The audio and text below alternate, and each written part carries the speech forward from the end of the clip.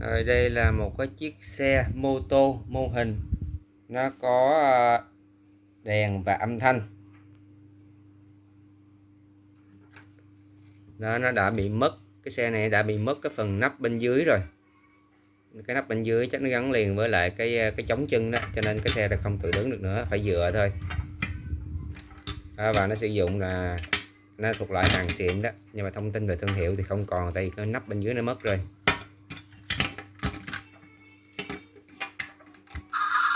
Đó, khi đè bên dưới xuống nó có lò nhúng ha.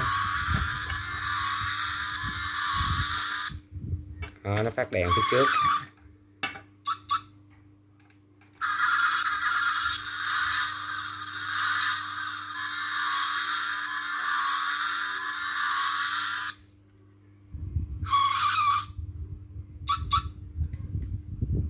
Bánh xe sau có nhúng ha.